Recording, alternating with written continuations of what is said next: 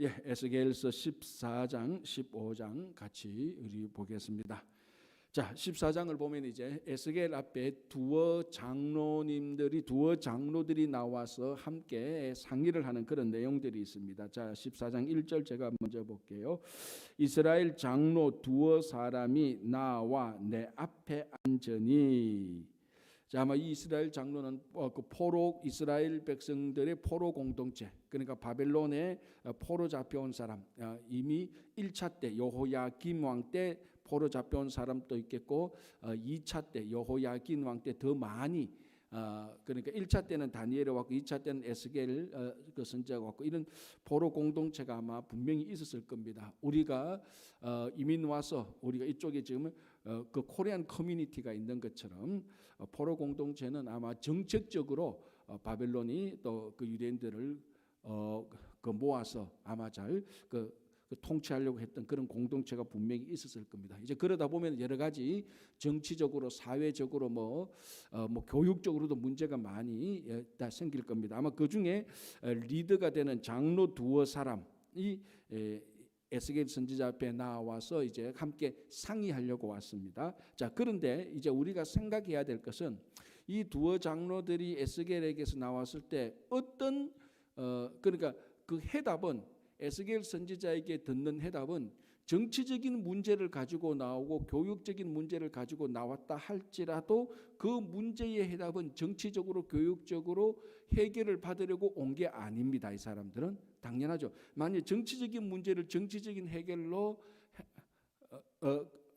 다 받으려고 나왔다면 에스겔에게 올 게 아니고 정치적인 리더, 그리고 교육적인 문제면 교육적인 리더로 가서, 교육적인 리더에게로 가서 아마 해결을 받았을 겁니다. 에스겔에게서 왔다는 것은 이 정치, 교육, 사회, 문화 이런 문제들을 어떻게 우리가 신앙적으로 해결을 할까, 그런 전제를 하고 에스겔 선지자에게 온 게 분명합니다. 에스겔이 누군가 다 알았으니까요.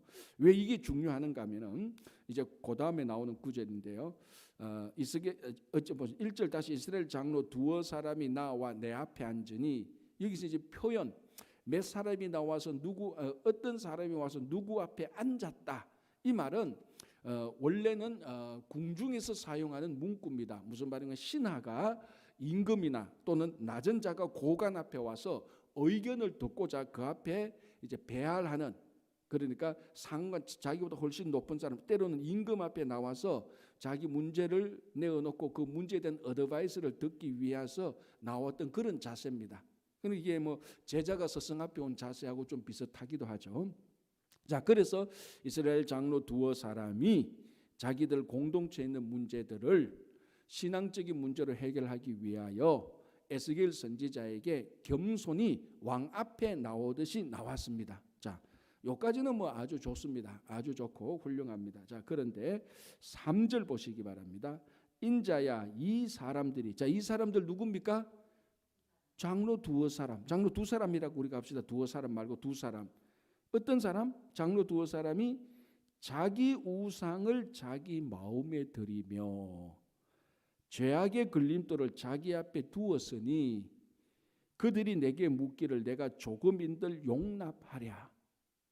자, 에스겔 선지자 앞에 신앙적인 대답을 얻기 위해서 왔던 이스라엘 공동체의 지도자 장로 두 사람의 마음 속에 하나님을 간절히 사모하고 열망하는 게 있었습니까? 아니죠. 우상을 마음에 들였다. 자, 여기서 마음에 들였다는 것은 어쩔 수 없이 우상을 섬겼다, 이게 아닙니다. 자, 이 사람들이 이제 바벨론에 가서 살잖아요. 그러니까 바벨론은 뭐 그 당시에 이스라엘 외에는 모든 나라나 모든 족속이 다 다신론이었으니까 가는 곳곳마다 뭐 바벨론에 가면은 얼마나 신들이 많습니까? 바벨론의 대표신이었던 그 모로닥 같은 이런 신들 외에 뭐 나머지 신들, 뭐 태양 신들, 뭐 엄청 신들이 많았습니다. 그리고 이스라엘에 있었던 이 사람들이 바벨론에 포로되어 와 보니까 신들의 세계만 해도 휘황찬란한 겁니다. 와, 이런 신들이 있었구나. 우리는 지금까지 저 이스라엘 총구석에서 여호와 하나님만 봤는데 바벨론 오니까 이거 뭐 삐까뻔쩍한 이런 신들이 많거든요. 아마 이렇게 생각했을 수도 있을 겁니다. 이건 저의 추측입니다. 그냥 무시해도 됩니다. 아마 어떤 사람들은 분명히 오늘 이 장로 두어 사람이 아니더라도 어떤 사람은 이렇게 생각했을 겁니다. 바빌론에 가서 보고 바빌론의 문명, 문화 그런 걸 보고 그러면 그렇지 우리가 믿는 야훼 하나님, 이스라엘 하나님이 어떻게 이런 문화와 문명을 만들게 해준 바빌론의 신들을 어떻게 이길 수 있겠어? 그러니까 우리 믿는 여호와 하나님이 바빌론의 신에게 패배해서 우리가 포로되어 온 거지. 아, 그게 당연하구나. 야, 이 바빌론의 이 신들 정말 위대하다. 문화와 문명을 보라. 거기에 딱 마음에 걸리는 순간에 이제 전도 당하기 시작합니다. 바빌론의 신들에.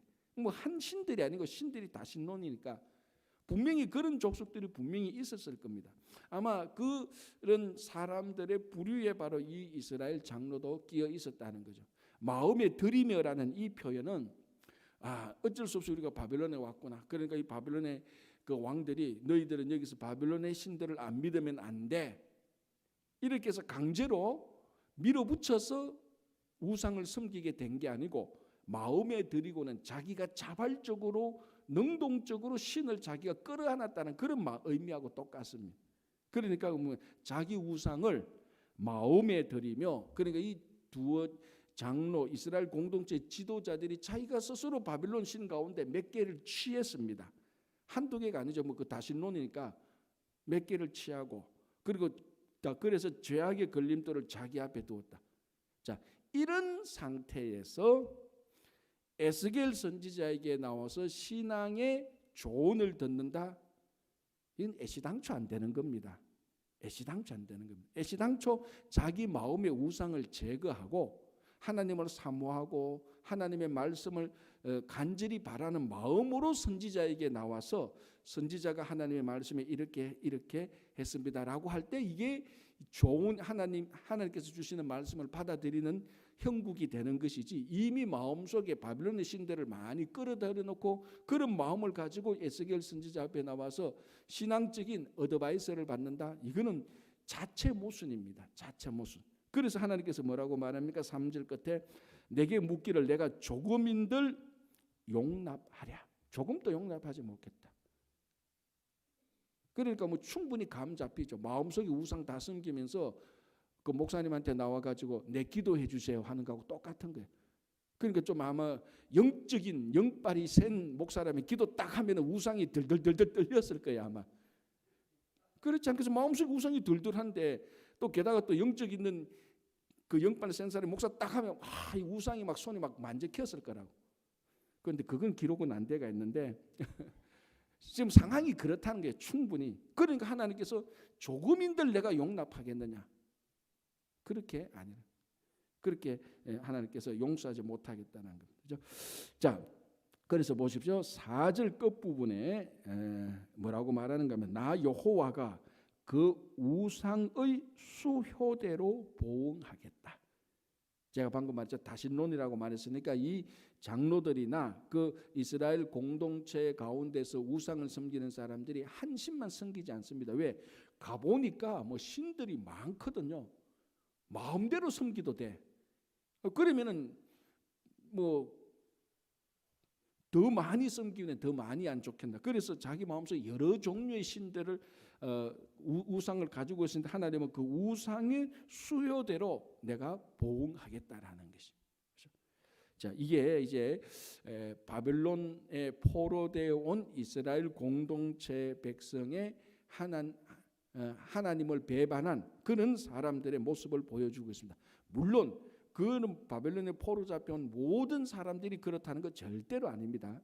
절대로 아니고 여기 이제 몇몇 사람이 대표적이 나오는데 늘 말씀드리지만은 오늘날 우리 성도들의 마음 속에 있는 우상들, 자, 늘 말씀드리는데 우상이라는 것은 신들만 내가 불교의 신을 섬기고 힌두교의 신을 섬기고 그런 신을 섬기는 것만은 우상이 절대로 아닙니다. 우상의 정의라는 것은 하나님 자리에 있는 하나님을 제쳐놓고 하나님 자리에 있는 모든 것들이 다 우상입니다. 자, 그러면 제일 쉽게 말해서 우상은 하나님의 자리는 어디냐? 우리 삶 속에서 하나님의 자리는 어디냐? 제일 중요한 자리입니다. 제일 중요한 자리. 제일 중요한 자리에 하나님 외에 다른 것이 있으면은 그 다른 것은 전부 다 우상입니다. 그게 뭐 불교의 신이든 무엇이든 자기 취미든 자기 뭐 어떤 자기가 좋아하는 어떤 물건이든 자기가 좋아하는 명품 가방이든 아니면 정말 자기가 너무너무 사랑하는 어떤 사람이든 그래서 늘 말씀드리지만 자기 자녀가 우상인 사람들은 우리 이민 사이에 수두룩 빽빽합니다. 얘기 딱 해보면요. 야, 이 사람은 자기 삶의 가장 중심에 하나님은 없고 자녀들이 있구나라는 것이 확 느껴질 때가 너무 많죠. 부모가 자녀들을 사랑하는 것은 당연합니다. 그 당연한 그걸 제가 나무라는 것은 절대로 아닙니다. 그러나 신앙과 자녀 사이에 우리가 갈등이 생길 때가 분명히 있습니다. 그때에 그걸 갈등하는 사람은 그래도 정말 좋은 성도예요. 그러나 어떤 사람들은 갈등 없습니다. 갈등 없이 하나님은 딱 제끼고 그 자리에 자기 자녀들을 엮는 겁니다. 이 참 자녀의 사랑을 이렇게 제가 부정적으로 표현하는 게 아니고 그만큼 우리가 하나님의 자리에 제끼고 자녀를 비롯해서 다른 것들이 많이 들어와 있습니다.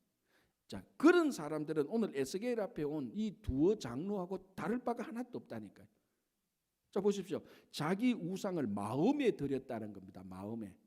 겉으로 이렇게 놔두고 한 게 아니고 마음에 들였다는 거예요. 그래 놓고 하나님 앞에 나와서 신앙적인 어드바이스를 받습니다. 그런데 여러분 이게 그러니까 제가 이런 식으로 잘 말하죠. 하나님 우리 자녀를 요셉처럼 다니엘처럼 될 수 있도록 해주시오. 이렇게 기도를 한단 말이죠. 자, 그러면은 뭘 전제로 하는 겁니까? 다니엘처럼 한다는 건 우리 자녀가 다니엘처럼 자란다는 건 뭘 전제로 합니까? 사자굴 속에 한 번 더 가야 돼요. 그렇잖아요. 그런데 하나님께서 그 기도를 들으셨단 말이죠. 알았어. 내가 홍길동 집사 홍길동 집사 아들을 홍길동 집사 기도했는 것처럼 다니엘처럼 내가 만들어 줄게. 그러면 다니엘처럼 되려면은 사자굴 속에 들어가야 되고 포로 생활도 좀 해야 돼요. 그래야 다니엘처럼 빚어지고 다듬어지고 하나님께서 쓰시는 흠없는 인물이 되는 겁니다. 다니엘처럼 되라고 기도는 해놓고 사자굴 속에 들어가면은 하나님한테 덤비고 교회 떠나버리고 자기 기도했는데 기도대로 응답되고 있는데도 하나님을 욕하고 그 길을 떠나버린다. 그런 게 우리 주변에 허다해요. 하나님 내 신앙이 좀 많이 자라게 해주십시오. 자, 신앙이 많이 자라게 한다는 것은 뭘 전제하는 겁니까? 내가 신앙생활하다가 고난 받는 걸 전제하는 겁니다. 고난 없이 자라는 신앙은 천하에 한 명도 하나도 없습니다.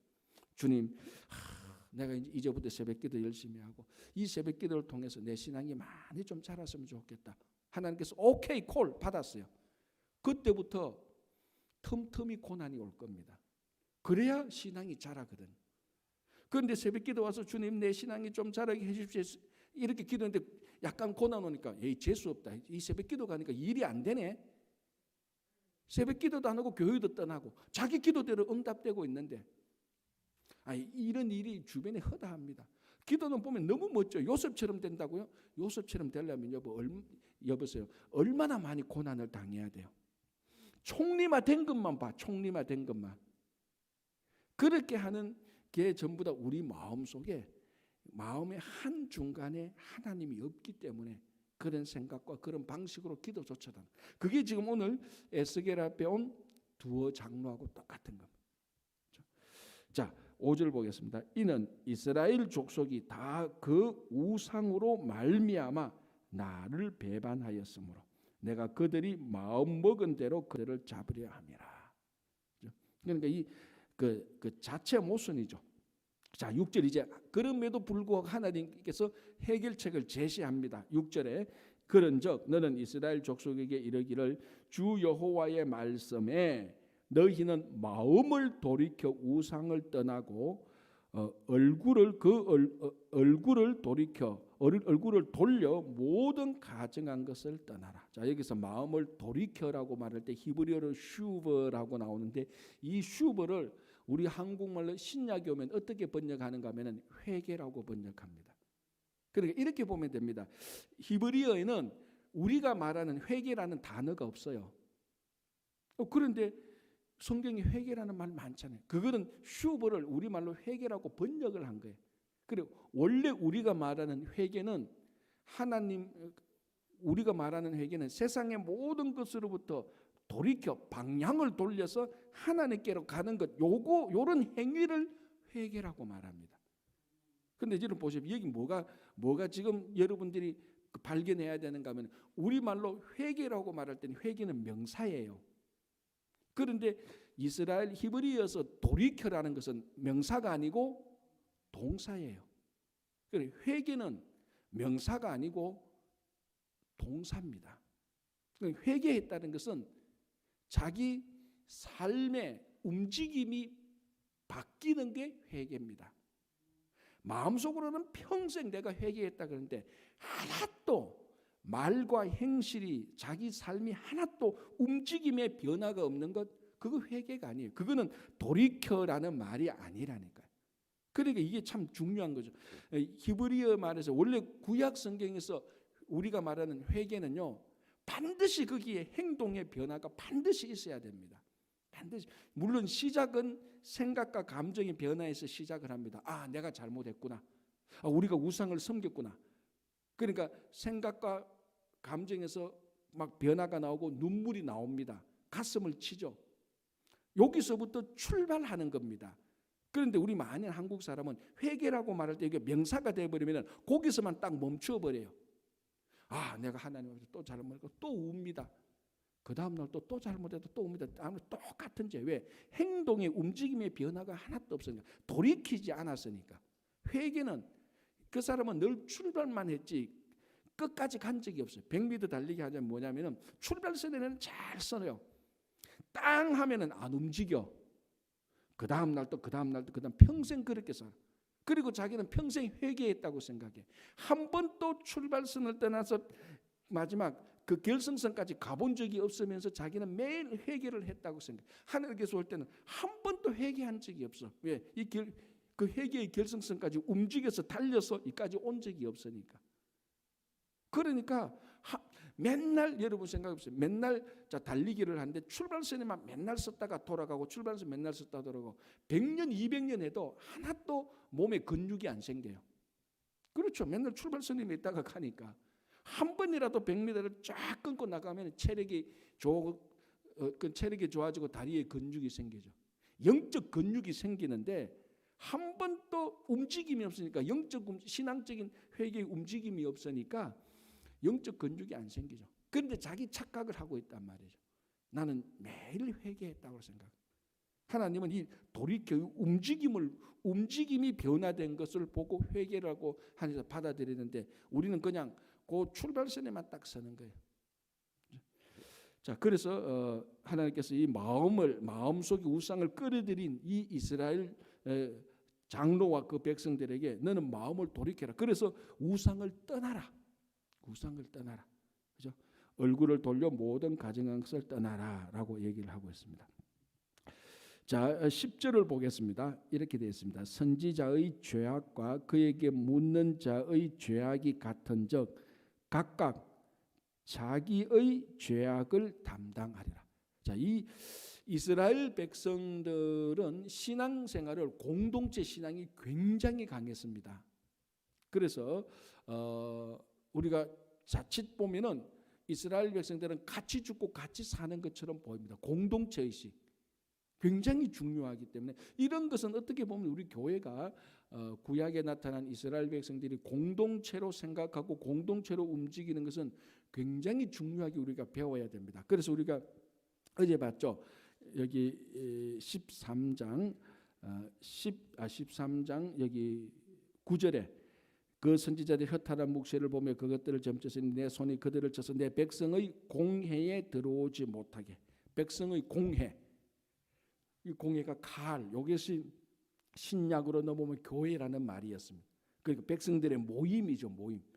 그러니까 이 구약에는 항상 한 사람을 지적해서 뭐 어떤 것을 하는 것도 있지만은 이 백성들 공동체를 전체로 다룹니다. 하나님께서 굉장히 공동체 의식이 중요하죠. 그래서 교회가 이런 면은 분명히 배워야 됩니다. 자, 그러면은 모든 것이 공동체 의식으로 갈 때에 이 또 사이드 이펙트가 항상 있죠.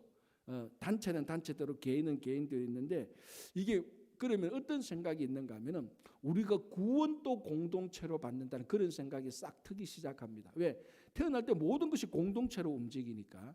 그러니까 우리 이스라엘 공동체가 구원을 받으면은 그 공동체 자기도 끼어서 자기도 그냥 구원을 받는 거예요. 또 반대로는 자기는 특별히 잘못한 게 없는데 이 이스라엘 백성들 공동체가 잘못하니까 또 벌을 받는 거예요.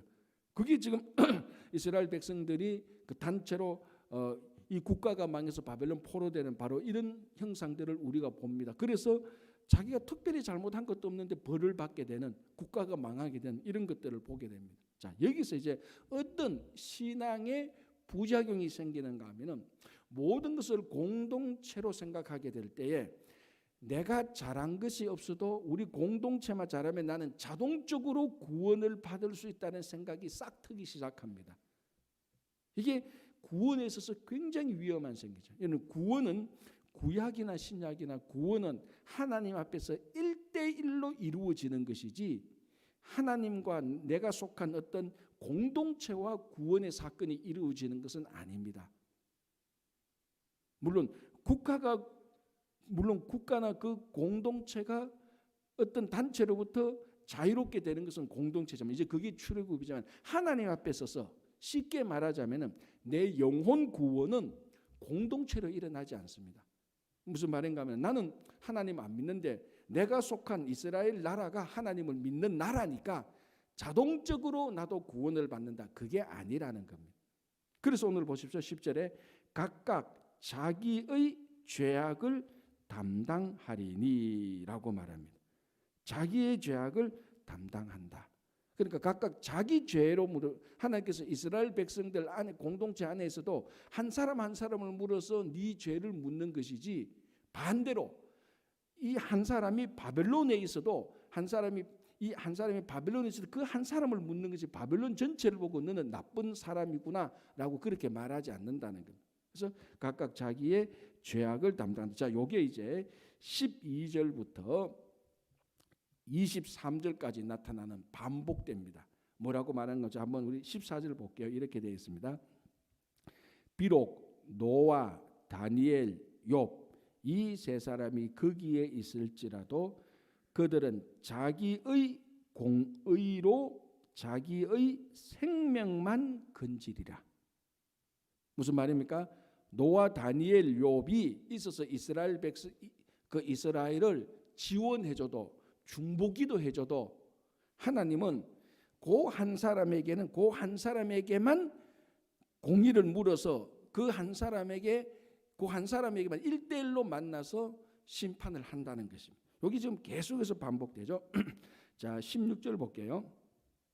비록 이 세 사람이 거기에 있을지라도 나의 삶을 두고 맹세하느니 그들도 자녀는 건지지 못하고 자기만 건지겠고, 아버지 어머니 신앙이 아무리 좋아도 자기만, 아버지는 아버지 신앙으로 어머니는 어머니 신앙으로 자기 구원받는 것이지 부모 신앙이 아무리 좋다고 해서 그 자녀를 부모 신앙의 영향으로 자녀를 구원하지 못한다는 겁니다.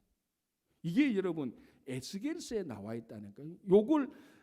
요걸 변용시켜서 나쁘게 이용한 게 뭡니까? 중세시대 때의 면죄부 사건입니다. 면죄부는 어떻게 합니까? 여러분 제가 몇 번 얘기했지. 면죄부는 어떻게 생각합니까?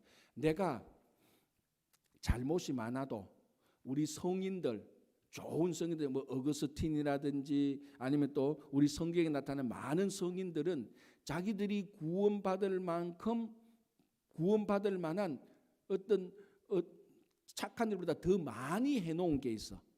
그러니까 구원받기 위해서는 착한 일을 10개만 하면 되는데 어거스틴 같은 사람은 100개를 했어.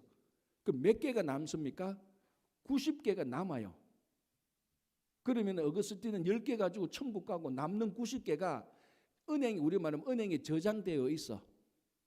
그런데 나는 10개 그러니까 나는 구원받으려면 10개 필요한데 내가 이 땅에서 하도 나쁜 짓을 많이 해서 2개밖에 못했어. 몇 개가 더 필요합니까? 8개가 더 필요해, 구원받으려면. 그럼 이 8개를 누구한테 가서 사냐? 어거스틴이 어거스틴이 90개 은행에 저금해 놓는 걸 내가 8개를 사. 돈을 주고 그게 면죄부예요. 그러면 네 구원이 10개가 됐구나. 그러면 면죄부를 사서 가톨릭에 돈을 주고 면죄부 딱 서는 순간 내 영혼이 지옥에서부터 천국으로 슝 하고 올라간대요. 그게 면죄부 사건이에요. 요게 어디서 힌트를 얻는가 하면 요런 데서 힌트를 얻는 거예요. 자기 영혼은 자기 스스로가 하나님을 믿어서 구원을 얻을 수밖에 없는데 요 가만 처음에 이스라엘 백성들이 어떻게 생각을 했는가 하면 워낙 공동체 의식이 강하니까 내가 좀 못해도 내보다 훨씬 착한 사람이 여기 있잖아. 이 착한 사람이 10개만 착해야 되는데 이 사람은 100개나 착해. 그럼 이 사람이 또 우리는 한 몸이니까 공동체니까 한 패밀리니까 이 사람의 착한 것이 내한테 좀 넘어와서 나도 자동적으로 구원을 얻을 거야. 워낙 공동체 의식이 우리는 같이 죽고 같이 사는 거잖아 우리는. 그런데 하나님 그걸 다 깨는 겁니다. 아니다. 같이 죽고 같이 사는 게 아니다. 너는 네 죄를 가지고 하나님 앞에서 1대1로 서는 거다. 이 죄를 위해서 노아, 다니엘, 욥이 와서 아무리 무슨 소리라고 우리말하면 노아, 다니엘, 욥이 중보기도 해줘도 노아, 다니엘, 욥이 자기가 착한 일 했는 거 남은 거 너한테 줘도 그거 안 된다는 겁니다. 심지어는 뭐라고 합니까? 너는 너 자녀도 건지 못한다. 네 자녀는 네 자녀가 믿음 가지고 구원을 받는 것이지 네 자녀 관계에서도 부모 자식 간의 관계에서도 이것은 다 끊어버린다는 거예요. 그게 지금 계속해서 반복되는 겁니다. 그러면서 뭘 말하는가 하면은 회개치 않는 우상을 섬기는 그 백성들에게 칼과 기근과 짐승과 전염병을 내리겠다. 여기에는 우리가 예레미야 때는 보통 3개를 말했죠. 칼과 기근과 전염병 또는 재앙이라고 말했는데 에스겔에서는 하나를 덧붙입니다. 뭘 덧붙입니까? 사나운 짐승. 그러니까 4개로 치겠다는 겁니다. 칼과 기근과 사나운 짐승과 전염병. 근데 사나운 짐승 가만히 생각해 이 바빌론에는 사나운 짐승으로 사람을 징계하는 게 있었는가 봐요. 그 대표적으로 누구? 다니엘은 굴 속에 넣어서 사나운 짐승을 넣어서 사람을 죽이게 한다고. 그런데 이런 모든 것들이 노아, 다니엘, 욥이 나와서 이 구원에 있어서는 누구든지 너를 돕지 못한다. 너는 너 믿음으로 하나님 앞에서 올바르게 서야 된다. 그걸 지금 얘기를 하고 이스라엘 사람들이 바벨론의 포로 잡혀서 자기들끼리 그 안에서 공동체를 이루면서 살 때에 공동체를 이루던 것은 분명히 중요하지만은 그 안에서 각자가 하나님을 섬겨야지. 나는 우상을 섬겨서 내 옆에 예수 잘 믿는 하나님 잘 믿는 이 사람이 나를 도와줄 것이다. 구원에 도와줄 것이다. 그렇게 안 된다. 그래서 하나님께서 이 사람들을 노아, 다니엘, 욥이 와도 안 된다. 그래서 칼과 기근과 사나운 짐승과 전염병으로 내가 치겠다라고 말합니다. 자, 21절을 보겠습니다. 주 여호와께서 이같이 이르시되 내가 나의 4가지 중한 벌 칼과 기근과 사나운 짐승과 전염병을 예루살렘에 함께 내려 사람과 짐승을 그 중에서 끊으리니 그 해가 더욱 심하지 아니하겠느냐. 자, 이게 에스겔 선지자가 또 저 먼 국에 있는 예루살렘에도 이렇게도 말씀하는 겁니다. 자, 22절 23절을 보겠습니다. 이렇게 되어 있습니다. 그러나 그 가운데에 피하는 자가 남아 있어 끌려 나오리니 곧 자녀들이라. 그들이 너희에게로 나아오리니 너희가 그 행동과 소행을 보면 내가 예루살렘에 내린 재앙 곧 그 내린 모든 일에 대하여 너희가 위로를 받을 것이라. 자, 무슨 말인가 하면 이런 하나님의 심판 가운데서 그 심판을 피해서 남아 있는 자들이 있다는 겁니다. 자, 계속 이사야 때부터 남아 있는 자들이라고 계속 얘기했습니다. 어떤 심판이 있어도 하나님께서 남아 있는 자를 하나님께서 남게 하겠다는 겁니다. 자, 이 남아 있는 자들은 그래서 너희들이 심판을 받는 또는 다른 사람들 혹은 우리들이라도 남아 있는 사람들을 가만히 보면은 하나님께서 재앙을 내리실 때 이 남아 있는 사람들은 자기 믿음으로 그 재앙을 피했던 그 재앙을 받지 않았던 사람들입니다. 이 사람들을 보면은 하나님의 재앙이 굉장히 무섭고 두려웠는데 요 남아 있는 사람들을 보니까 이렇게 하면은 구원을 받을 수 있네. 큰 위로와 도움이 된다는 것입니다. 자, 너희들은 어떻게 그 너희들은 어떻게 하나님의 재앙을 피했나라고 물으면 어떻게 피했기는 내가 하나님을 믿었지. 오, 우리도 그러면 되겠네. 그럼 너희들도 그렇게 하면 돼. 그리고 남아 있는 사람들이 우리들에게 위로가 된다는 겁니다. 이 교회와 성도가 요 남아 있는 사람이 돼야 되는 거죠. 많은 사람들이 세상은 부패하고 타락했다고 얼마나 투덜투덜 원망합니까? 그러나 세상과 사람들이 교회와 성도를 볼 때, 여기는 부패하고 타락하지 않는 사람들이 있네. 그래서 세상이 교회와 성도를 보고 그 부패하고 타락했던 그 시대에 위로를 얻을 수 있도록 해야 되는 겁니다. 그게 교회가 이 시대에 타락하지 않고 빛과 소금이 되는 것이죠. 그런데 이게 안타깝게 오히려는 지금 어떨 때는 죄송하지만 이게 반대로 거꾸로 될 때가 있다는 거예요. 세상은 별 문제 없는데 교회와 성도가 자꾸 문제 일으키는 이런 경우도 생기고 있다는 겁니다. 그럴 때는 얼마나 이 가슴 아프겠어요. 이게 반대로 돼야 되는데 완전 거꾸로 되고 교회와 성도가 이 세상 사람들이 위로를 줘야 되는데 오히려 더 부담을 주고 스트레스 주고 짜증만 주는 그렇게 돼서는 절대로 안 된다. 그래서 오늘 다행히 여기에 있는 남아있는 사람들이 그 재앙 가운데서도 세상의 위로를 주었다는 겁니다. 자, 23절 너희가 그 행동과 소행을 볼 때 그들에 의해 위로를 받고 내가 예루살렘에서 행한 모든 일이 이유 없이 한 것이 아닌 줄을 알라. 자, 이제는 이 남은 자들의 소행을 보고 구원받는 걸 보니까 하나님이 심판 무서운 하나님이 징계의 하나님이라서 앞뒤 가리지 않고 모조리 다 쳤구나. 그게 아니라는 겁니다. 남아있는 사람들 보니까 하나님이 어떤 사람은 치고 어떤 사람은 남겨놓았구나. 그걸 하나님의 징계의 이유를 알게 된다는 겁니다. 그렇지. 역시 남아있는 사람들 보니까 하나님이 공의로우셔. 하나님은 공의로 심판을 하다 보니까 이 우상을 섬기는 자들은 다 쳤고 하나님을 섬기는 사람들은 남겨놓았구나. 그제서야 남아있는 사람들을 보니까 하나님의 공의와 하나님의 정당함을 알게 된다는 것. 그것도 오늘날 교회와 성도에 해야 될 일이죠. 세상에서는 부패하고 타락하고 갈 때 교회와 성도를 볼 때 이 사람들을 보니까 이 교회와 성도를 보니까 하나님의 공의를 알겠다라고 하도록 해야 되는 거죠. 그게 지금 22절 23절에 하나님의 그 칼과 기근과 전염병과 사나운 짐승 가운데에서 이 교회와 세상이 위로를 줘야 되고 그런 재앙을 내리는 하나님의 정당함과 공의를 우리가 보여줘야 되는 겁니다. 그렇죠? 자, 15절은 아주 간단해요. 15절이 아니고 미안해요. 15장. 포도나무는 포도 열매를 맺히지 않으면 포도나무 가지고는 쓸데가 하나도 없습니다. 그런데 오늘 이 15장에는 전제가 있습니다.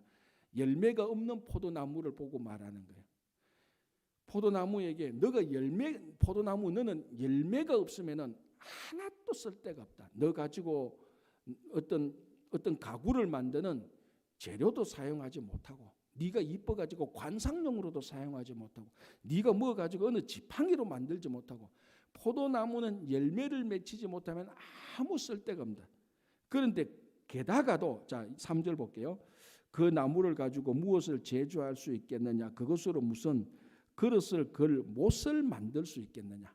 포도나무 가지고 나무 못 하나도 만들지 못하는 그게 포도나무입니다. 그냥 쓸데가 없는 겁니다. 자, 그런데 4절 보시기 바랍니다.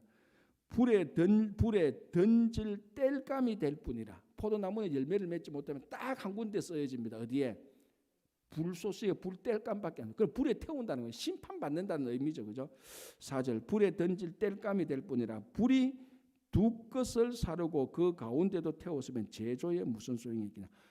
열매 없는 포도나무는 천하에 쓸데도 없는데 이 포도나무의 가지와 끝과 중간에 불로 또 거슬러서 진짜로 쓸데가 없습니다. 원래 쓸데없는 데다가 불에 또 거슬리고 태워져서 진짜 쓸데없다는 거예요. 이게 지금 뭘 말하는 겁니까?